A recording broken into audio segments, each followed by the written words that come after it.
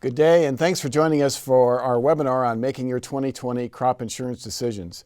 I'm Jim Mintert, professor and director of the Center for Commercial Agriculture here at Purdue, and joining me is my colleague, Dr. Nathan Thompson, who's an assistant professor in the Department of Agricultural Economics.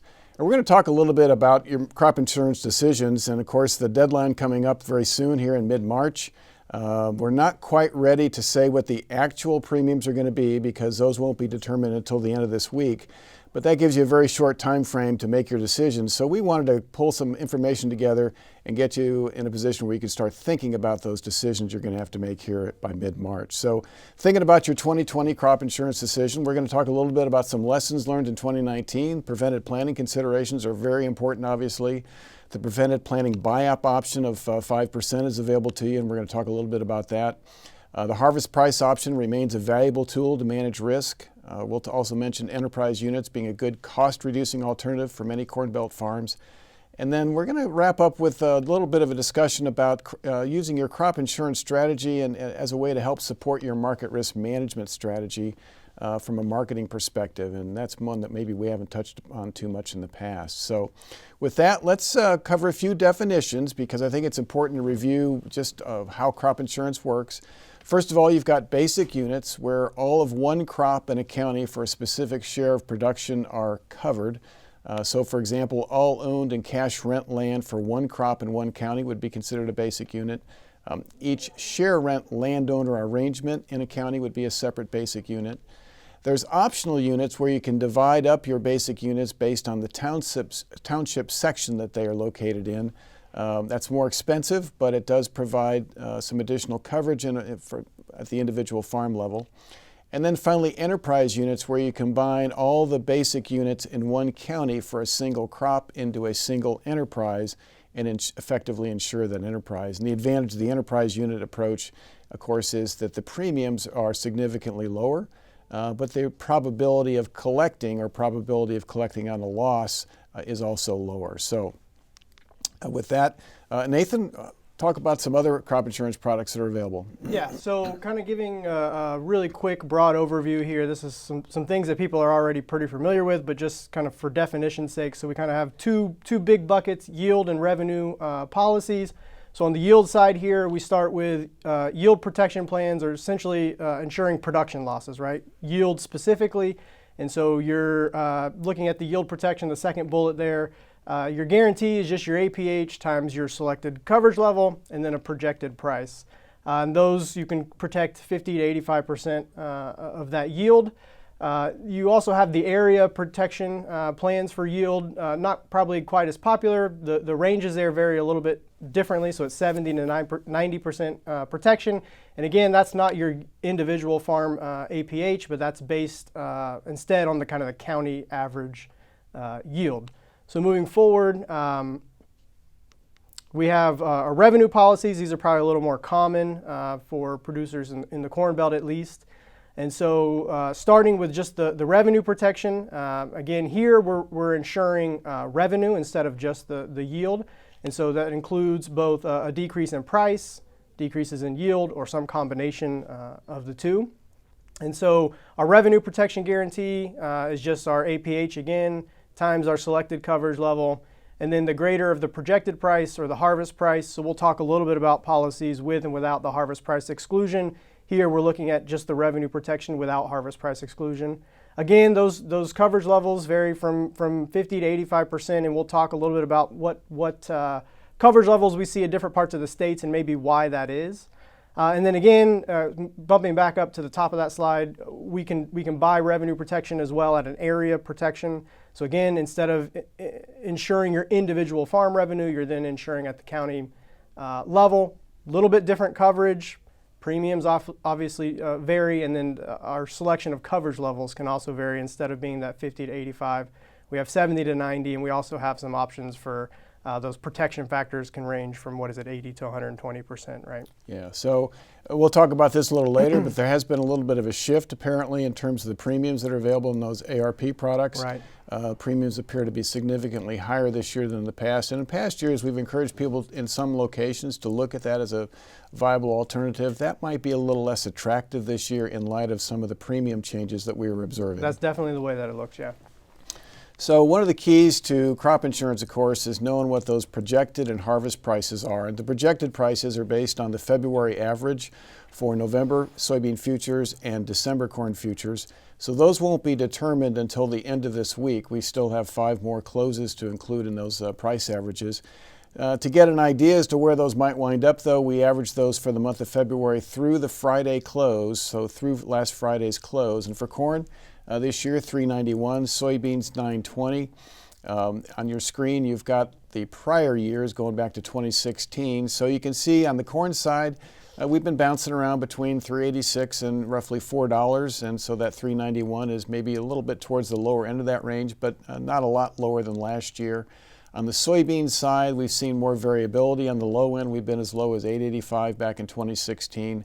As high as $10.19 in 2017. This year's $9.20 average is down about 34 cents compared to last year. Nathan and I were talking before the start of trading here, before the start of the program today, based on today's futures prices, those might be too optimistic, right? Right, so just to reiterate, right, what you've done for 2020 is taken everything for those first 3 weeks of February, but markets are down this morning, so we have the rest of this week, and so that average might come down a little bit. Again, it's a month-long average, so it shouldn't be too hugely impacted, but pretty big drop in markets this morning, and so we'll see where those actually end up at the end of the week. Yeah, and so and keep in mind then once February is over, those are locked in. Right. So if the markets continue to move, for example, downward in March, you would be locked in at the levels for those February averages. The harvest price options, of course, won't be available until this fall. But looking back in history, I think it's instructive to compare the harvest price, for example, 2019 compared to the projected price that was available at the end of February. So last fall's harvest price for corn was $3.90. That compares to a $4 projected price, so 10 cents below the projected price. And on the soybean side, last fall's average was $9.25 versus a projected price of $9.54. So, one way to think about it is that those projected prices are effectively like a put strike price. Right. For a put option. So those options from that standpoint expired a little bit in the money is one way to think of that. So let's take a look at the relationship between those harvest and projected crop insurance prices going back, roughly 23 years. We've got it going back to the mid-1990s. And as you look at it, a couple of things on that slide, Nathan. First of all, the red line is at the 80% level, and that's just thinking about people that, for example, might buy 80% RP coverage. Right. A price drop of 80% or 20% to that 80% line would trigger an RP payment. Right. So holding yield constant in that case, if you assumed trend yield APH, that's what it would take in order to trigger a payment with that 80%. On the price side alone. On the price side alone, right. Mm-hmm. Right. And then the 1.0 number is when prices go above that projected price and when that having the opportunity to take advantage of the harvest price for your benchmark calculations becomes advantageous. Right. That's where the harvest price exclusion versus the non-harvest price exclusion comes into play. And so, you can see that it maybe doesn't happen super frequently. So what do we have here? For corn, 6 out of 24 years, that ratio was above 1, meaning that the harvest price was higher. And you can see in those years, having the ability to have that guarantee increase with the increase in the price from February to October provides a huge level of benefit in terms of what the farmer's going to receive in terms of a potential indemnity. Yeah, when you look at the indemnities over time, I think there's two ways to looking at it. One is to think about, as we've got on the slide, the harvest corn price exceeded the projected price roughly 25% of the time. On the soybean side, they exceeded the projected price about 1/3 of the time. But as you pointed out, when it did, some of those years, it was a big difference and triggered a big difference in the potential payments, indemnity payments to farmers. And so on that basis, we strongly recommend people have the harvest price option included in their policy. And on the RP policy now, that has become the default option, which I think has helped a lot of people. But just keep in mind, when you're thinking about ways to trim cost, trying to back away from this to reduce the premium based on history is not a good idea. That's right. I mean, and you can look at the years where those ratios are above 1, right? There are years that stick out. 12 for corn and beans, a drought year, right? Short crop. 2002, 2003 for soybeans is another big one that sticks out. And so, when you look at this chart, you can really read the tea leaves as far as what was happening in those years and the benefit that it provided. All right, so let's take a look at some estimated corn premiums, keeping in mind that we're using those corn projected price that we mentioned earlier of $3.91. We estimated volatility. The volatility number will actually be determined this week, so that was volatility for February, but not necessarily this week, so we could see a change in that as well, but a volatility level of 0.18. This example for White County had a trend adjusted APH of 180 bushels per acre, and then we did select the buy-up on the prevented planting option of 5%, so that would boost our prevented planting coverage. And of course, I think most of us are very aware of that from last year when, since we had record large prevented planting, we did some comparison of those premiums before we got on the program, and I think, Nathan, they were very, very little differential. Quarter, maybe. I mean, it was very, very small differences to get that additional 5%. So just to get that out of the way, we recommend, if you're looking at the RP policy, for example, go ahead and do the buy-up on the prevented planting. The additional cost there is very, very small, and the gain would clearly outweigh that. So we've got the premiums up there, and I'm going to focus on that middle column in the slide deck there. So if you look at the RP, the enterprise units, which would be the lower cost option, but recognizing that you're insuring the enterprise, at the 85% level, which is a relatively common choice in White County, Indiana. The two most common choices in White County are 85 and 80%. So that 85% premium would be $17.82. The 80% premium would be $9.25. And we've got some numbers in red there. Nathan, what are those about? Yeah, so the numbers in red are the optional units, right? So again, this is the difference between unit structure. So the optional units is when you're insuring there at the township level. So again, that a little bit narrower geography. And so you can see that the premium cost associated with that unit structure is quite a bit higher than what it is for the enterprise unit. Again, it kind of just depends on the situation. You're getting probably a little better coverage or protection, maybe risk protection with those, but you're paying for it for sure. And so you kind of got to evaluate if that additional cost is going to provide enough benefit to offset, right? So as you look at it, we were talking about this before the webinar, Nathan, and thinking about how do you make that choice between 80 and 85%. Right. How do you like to look at that? Yeah, so we have a slide here where we'll get into maybe a little bit more quantitatively how we would assess that. But for me, I'm looking, as you're talking about going up coverage levels, I'm looking at, what is the additional revenue guarantee, right? So how much additional revenue am I able to guarantee with that 5% increase in coverage level? And then I'm thinking about what is the increase in the premium cost to me as the producer, and then trying to weight, how often am I actually going to receive a payment, right? How much of that revenue guarantee do I actually get to see, and how does that compare to the cost? And we'll look at some examples that'll show in a little more detail kind of how you might think about that, because the examples we did before we came over, it really depended kind of where you're at in the state as you think about that trade-off. At what point are you going to stop buying up on that coverage level? So the other thing we talked about, and again, you've already mentioned this briefly, but I think this is a good slide to point it out, is the premium costs on those area revenue protection policies. And so we don't have last year's numbers to compare to, but when we were looking, these were anywhere from 25 to 50% higher than what they were last year. Yeah, I think one of the ones we looked at, I think this one maybe went from about $32 to roughly $39. We looked at another county where it went from about $28 or $29 up to about $38 or $39. So some pretty substantial increases in the cost of the ARP product.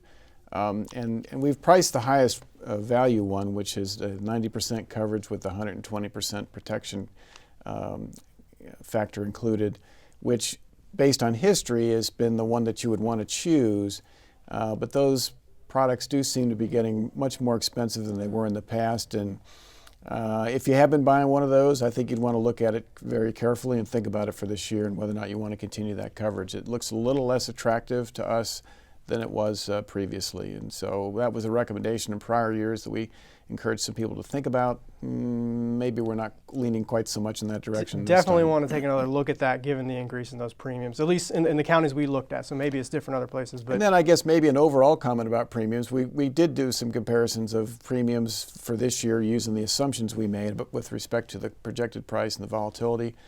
And the premiums were a little bit higher, for example, on the RP side. Right. But it wasn't a large jump. No, it was pretty small differences, a couple dollars here or there. Whereas with the ARP, it was noticeably different in terms of those premium costs. So yeah, definitely changes all around. But the ones where you really need to reevaluate is if you were previously buying that area revenue protection, you definitely want to go back and scrutinize that decision a little bit based on what we've seen in those increases in premiums. And at least in our calculations, the difference maker there was primarily the change in volatility. So that's sure. a key factor going forward. Let's take a look at soybean premiums, again looking at White County. So again, we use the soybean projected price of $9.20, a volatility level of 0.14. The trend adjusted APH of 56, and again we included the bump up or the buy up on the prevented planting option of 5%. As you look at the numbers, 80% $5.61 an acre, 85% $11.06, and then again, Nathan, you've got the enterprise, the optional units in there as well for a comparison purpose. Recognizing that you do get a different level of coverage with that, but it is significantly more expensive. Yeah, you really got to pay attention and evaluate kind of the costs associated with those, with what you're trying to do in terms of being in the optional unit structure, right? And I think you looked at this morning for I think 2018 and 2019 the percentage of, for example, corn acres that were enrolled in the enterprise units on a statewide basis. Yeah, so I looked at the numbers from RMA for holding all else constant, right? So ignoring yield versus revenue versus area revenue protection and looking just at unit structure. So there's more categories than this, but just basic versus optional versus enterprise. And the majority of the acres in the state of Indiana are in enterprise units currently. So I think it was maybe in the range of 60 to 65%. And so it seems to be kind of the primary unit structure that producers are using. But again, there's reasons in areas where we might want to think about the optional units or the basic units. But I think you said it in terms of the default, right? You might want to think about the enterprise and then kind of challenge that with kind of your assumptions as far as what you're trying to accomplish by using the optional structure or the basic unit structure and go from there. But yeah, enterprise units are definitely the primary, the majority of acres. And I guess from our standpoint, if you're looking for a way to reduce cost and thinking about reducing cost, on the crop insurance side, the thing that we would encourage you to think about if you're not already taking advantage of it is the enterprise units, because the reduction in premiums is quite substantial. And in some situations, there's good reasons to choose the optional units or even the basic. But if you don't have a real strong reason for doing that, if you haven't really evaluated the use of the enterprise units, you should. You should give that some consideration and make a very conscious choice, because it would reduce your costs substantially and still allow you to carry. One thing that I think some people have done in the past has been when they switched, from optional units to enterprise, was they were able to increase their coverage level and still perhaps have a lower premium cost than what they had before. Right, yeah, that's pretty common. Think about that from a strategy standpoint. So one of the topics we wanted to address was the whole idea of, particularly with respect to what took place last year. I think some people are questioning, should they increase their coverage level? And so we just decided to work up an example and kind of walk through the math here of how we look at it, one way to think about it. So in that White County example that we've been working with, the 80% corn RP provides $563 of revenue coverage. The 85% provides $598 revenue coverage. You take the difference between those two, you're picking up an extra $35 per acre in revenue coverage. The farmer paid premium increase for that to go to 85% instead of 80 was $8.57. And so, Nathan, we were talking about this for a good bit this morning. Yeah. Is it worth it? Yeah, and so, again, there's a lot of factors at play. And so this is really just more of a framework than it is to say that this is the specific answer. But, we're trying to compare that increase in guaranteed revenue with what it costs to get there. And so one way to think about it, I think this is kind of a really quick and kind of back of the envelope way for a producer to sit down and think about this, is we divided the increase in the premium, $857, by the increase in the guarantee, $35, and got a ratio of about 0.24, right, 24%. And so the way that we would interpret that, and again, this is you got to think specifically about what you're trying to accomplish with your crop insurance. But if you expect the revenue guarantee increase, right, that additional $35 in revenue guarantee increase to trigger a payment at least 24% of the time, that's where that 0.24 comes in, then you're going to recover that additional premium of $857, right? So basically, you need that additional increase in revenue guarantee to trigger you a payment 24% of the time to cover the additional cost.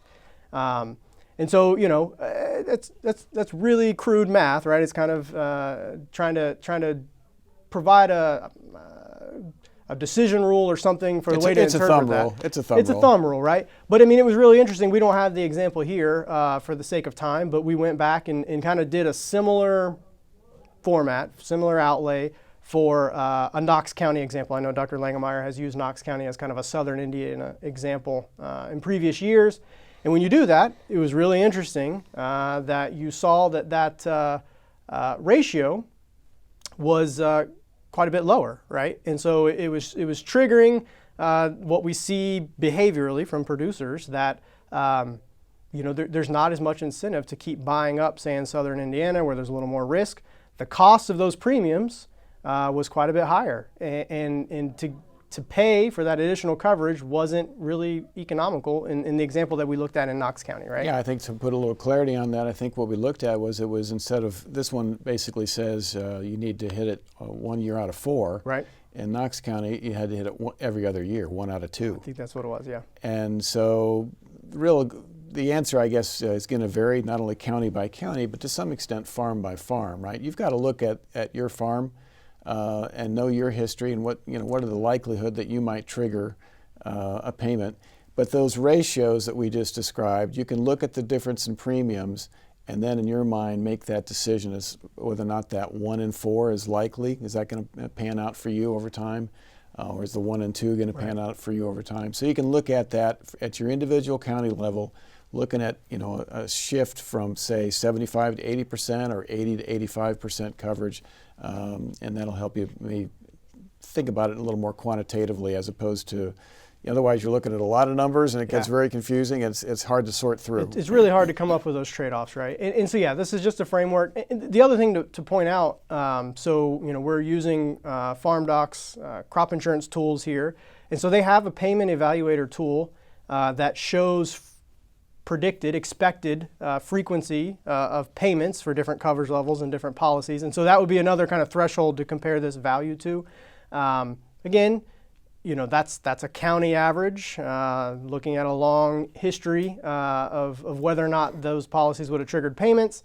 And so you probably want to kind of evaluate more at your own farm's level. But that, again, it's a useful number to kind of use as maybe a little bit of a threshold when you're comparing, or when you're just thinking, well, what is the frequency of triggering a payment? I don't have any reference there. And so if you want something to compare this 24% to, you could go back and look at what their tool says the expected frequency of those payments is, and then kind of use that to maybe evaluate or narrow in on what your farm maybe has seen in the past, right? Yeah, that's one way to think about it, because I know people struggle with, should I get 75%, 80%, or 85%? That's one way to look at it and maybe make things just a little bit simpler. Another factor that's come up this year, because we're in a Farm Bill sign-up year, is supplemental coverage option insurance. The SCO coverage has not been popular in the past, primarily because most people in Indiana and most people in the Corn Belt, when they signed up under the 2014 Farm Bill, signed up for the Ark County program. And the SCO option is only available to people that sign up for PLC, the price loss coverage option, under the Farm Bill. Under the 2018 Farm Bill sign-up that's underway right now, we think there's going to be a significant number of people choose the PLC program, especially on corn. And as a result, the SCO coverage option now is something to at least think about. So Nathan, you want to walk us through that a little bit? Yeah, so basically the way it works is this kind of a buy-up coverage in addition to your underlying crop insurance policy, right? And so what it is you buy up to 86%. So the difference between whatever your underlying crop insurance policy is providing, you buy up the difference to get you to 86%. The difference here, right, is your underlying crop insurance policy, assuming you're in revenue protection and not in the area policy, but in an individual revenue protection policy, this buy-up that you're buying with the SCO is, again, a county level product. So again, we have this trade-off between an area product in a specific individual or a farm-specific project policy. And so, again, we're getting this kind of mix of farm level and county level protection. We have to take that into consideration. And then, again, we have to think about what is the cost and then what's the benefit. And so I think we have an example here to maybe walk through some of the specifics. So here's our White County example again, and we're looking at the purchase of SCO, which provides the buyer, as Nathan just indicated, kind of a combo type product, right. A combination of individual farm level coverage and county level coverage. The 80% RP premium was $9.25 an acre, using the assumptions we had before with respect to the soybean price of $9.20 and the volatility level of 0.14. The 85% RP premium was $17.82 per acre. However, if you're enrolled in PLC, you could purchase the SCO coverage. You could buy the 80% coverage, $9.25, plus the SCO, the supplemental coverage option for $4.29 for a combined cost of $13.54. That's cheaper than buying the 85% RP. It's about $4.28 per acre cheaper than the 85% policy. But you're not really buying the same thing. And I guess that's the key point here. That is, yes. They're not substitutes, right? They're protecting different things. And again, there are some benefits here when you think about it from the cost perspective, but you just need to really understand that you're getting a different protection level. And it's a little hard to make a blanket recommendation on, to be honest with you. I guess the one thing that we've thought about is that when we look at county level insurance programs, historically, as we've tried to simulate those and others have simulated those back into the past, you typically want to carry the county level products at the highest possible coverage level you can get. As we indicated earlier with the ARP product, that was the 90% coverage level, and then with the 120% protection factor. So SCO maxes out at the 86% level, so that makes it a little less attractive than it would be otherwise the case. And so that causes us to be a little bit, I don't know if skeptical is the right word, but maybe a little cautious about doing the SCO option, particularly in a context of we would not encourage people to think about backing off of their existing coverage and then replacing it with the SCO. And I think, for example, if you've been at the 80% level or 85% level and you're thinking about dropping down a level and then adding SCO as a substitute, you could do that, but recognize that you don't have the same level of coverage you had before. That's right. I think that's one of the biggest things is it certainly can be a beneficial addition to some people in some circumstances, but the idea of backing off what I've already been buying and adding that as a substitute is not something I think that we're really too keen on as a strategy. I mean, and there's a variety of reasons for that. I mean, one of the reasons that we mentioned this morning, you're going back to this idea of prevent plant with 2019, your underlying revenue protection policy is what dictates your prevented plant payment.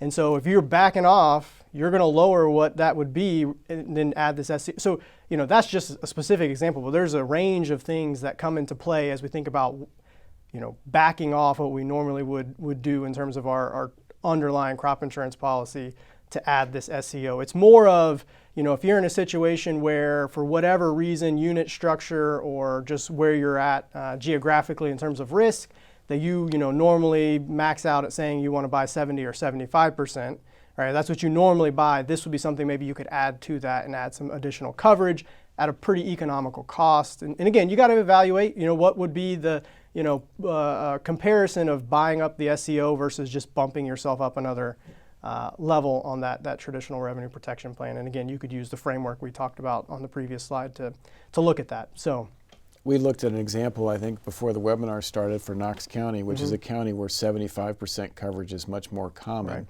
And we compared purchasing SCO and carrying the 75% level versus just buying up to the 80% level. And it worked out that the SCO coverage and the bump up from 75 to 80 was about the same money. It was about the same cost. And again, that's one example, but yeah, in that case, it was, and again, we talked about, there would be cases where if you got equal costs on those two options, SCO versus just buying up from 75 to 80, for some people, the SCO might be the better option if you think that being at the county level is more likely to trigger a payment because your farm, doesn't individually trigger a lot of payments, versus the flip side of that could be true as well, where, countywide, you're not as likely to trigger a payment, and so, you would want to pay to bump up. And so you can see it both ways. You really have to think about kind of your individual situation and kind of what provides you with the best coverage. So I think really two recommendations here. One is, if you haven't made your farm bill choice yet, we wouldn't use the SCO availability as a serious consideration influencing your choice between, for example, Ark County and PLC. Secondly, if you've already made the choice and decided that PLC is the program that seems to fit you the best, we don't think that using SCO is an automatic either. So look at it independently and think it through and do some of the analysis that we just suggested. And then I guess the last thing we really want to talk about, Nathan, was maybe spending just a little bit of time thinking about integrating crop insurance and crop marketing strategies. And historically, one of the things that's held people back in terms of flexibility in their marketing strategy is this idea of, well, how can I really comfortably sell a crop that I haven't yet produced? And crop insurance really has a role to play there. For sure, right? And so, we do a number of more marketing-oriented workshops around the state, and anytime you start to talk about marketing grain prior to harvest, you kind of get the pushback of, well, I don't know what I'm going to have. I'm really not comfortable doing that. And modern crop insurance has really provided a benefit in the sense of it really does provide you some protection if you're wanting to participate in some pre-harvest marketing. And so, I think that really is the main key here in terms of taking advantage of opportunities, because you're able to rely on that crop insurance policy to guarantee you those bushels, right? Revenue protection policy in particular has been really helpful there. So, how can I sell it before I know I have it? Crop insurance is a big one. The other thing that we really push, we've been talking about some pre-harvest marketing plans, and that is, do you really want to pass up opportunities for profitable sales? And so this, got to know your cost of production. That's kind of your target price in terms of a pre-harvest marketing plan, right? What is your cost of production? I would never recommend selling below that pre-harvest. But if you know your cost of production and you're wanting to do some pre-harvest marketing, using that as a target and obviously kind of scaling up over time.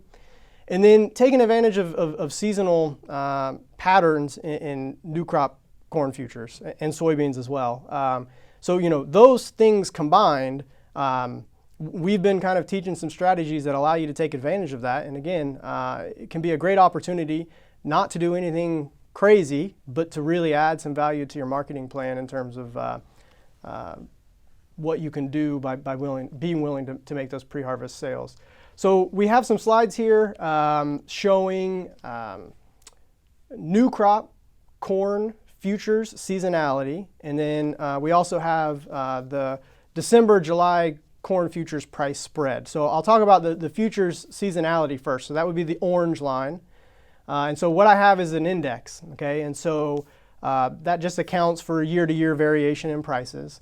But starting in January 1, pre-harvest, right? So this is, say, where we sit now talking about marketing 2020 crop, okay? So starting in January 1 of this year, we were looking at December 2020 corn futures and looking at how that changes throughout that pre-harvest marketing period. And you can see this is pretty well established, right? This isn't some novel research, but those prices tend to kind of rally through the spring and early summer months. And so you can see we've got those peaks at 103 and 104. So again, this is an index, and so that value represents that, for example, the 104.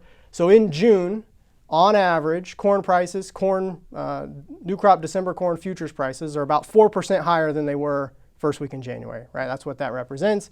And so again, we see these opportunities to have these seasonal rallies in corn futures. This isn't a guarantee that every year we're going to see this, but on average, this is 30 years of data here that we're looking at. And then again, those futures prices kind of revert to seasonal averages around harvest time, dipping back down to lower levels. The blue line on the chart is the December to July futures price spread, right? So again, we're looking over that new crop pre-harvest pricing period. What is the difference? And so, for example, this year we're looking at the difference in December 2020 and July 2021 corn futures. And how does that spread change over time? And again, that has implications as we think about our new crop pricing decisions. If we're going to sell some futures, say in the summer months where we expect to see these rallies, should we hedge into December corn futures, or should we just hedge, if we're going to store that crop in some on-farm storage, straight into the July of next year? And again, the carry piece of that is there is seasonality in carries as well as there is futures, and so, you know, being a little more creative. And so we do some workshops where we talk about rolling hedges and that sort of thing. So selling into the December so we can capture those seasonally high corn futures prices, waiting to roll that hedge till that spread widens closer to the expiration of the December contract. Really gives us the flexibility to capture kind of the best of both worlds in what we're doing there. There's really two things going on here. One is capturing the seasonal strength in futures at the right time of year, which we tend to, year after year, tends to occur in the mid to late spring time frame on both corn and soybeans. And then also for people that have a storage opportunity, trying to maximize the return to the storage facilities that they've already built. And there's been a lot of that go up around the Corn Belt here these last few years.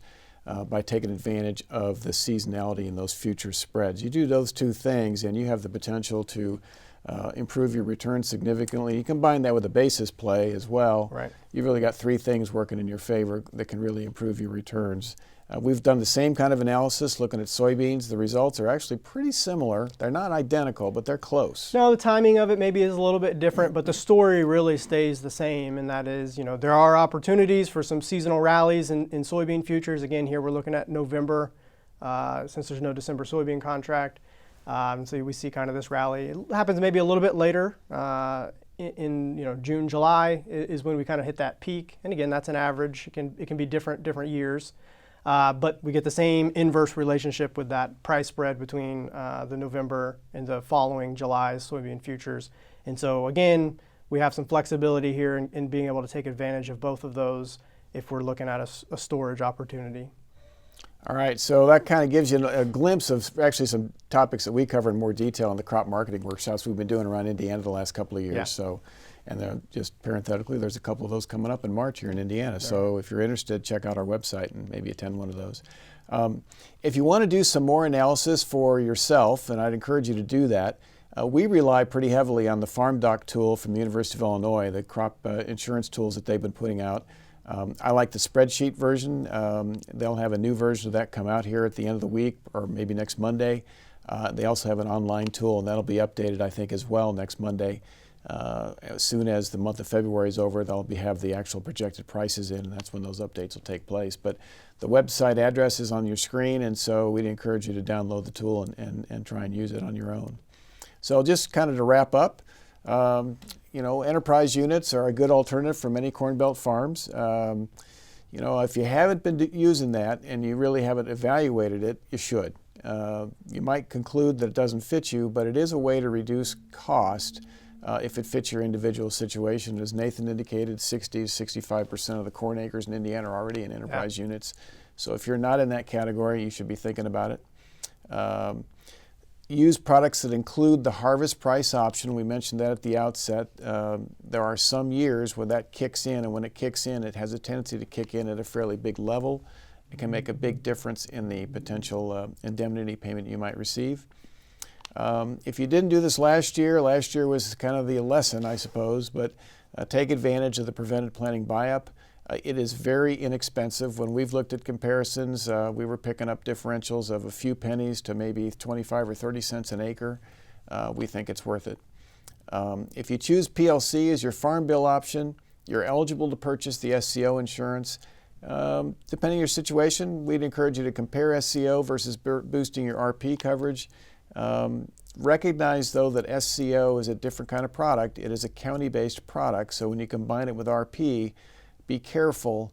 And I guess maybe the takeaway, Nathan, is we're not encouraging anybody to reduce their existing RP coverage and replacing it with SCO. We don't think that's a good idea, but for some people that maybe are carrying a lower level of RP coverage, maybe this is a way to get some additional coverage, but I'd encourage you to compare that cost to just boosting your RP coverage. And when we did that, those two things looked like they might be competitive. Yeah. And then the last point is, if you haven't been relying on the fact that you have crop insurance to have some impact on your crop marketing strategies, particularly in this pre-season time frame, pre-planting time frame and early production period time frame, you should. Yeah. It's really changed your risk profile, and a lot of us in agriculture have always kind of relied on the fact that we didn't know how many bushels we were going to have to maybe procrastinate a little bit with respect to making marketing decisions. The availability of crop insurance really changes that dynamic quite a bit, and so you ought to be taking advantage of that given the relatively high levels of coverage that most people are carrying these days. So with that, I'm going to wrap it up. If you haven't been using our crop basis tool, Nathan is actually the person who's the driver behind that tool. He's the guy that updates the data every week and actually largely responsible for the design of the tool. So if you haven't taken advantage of that, I encourage you to do it. And with that, we're going to wrap up our webinar today. So on behalf of my colleague Nathan Thompson and the Purdue Center for Commercial Agriculture, I'm Jim Mintert. Thanks. Have a good day.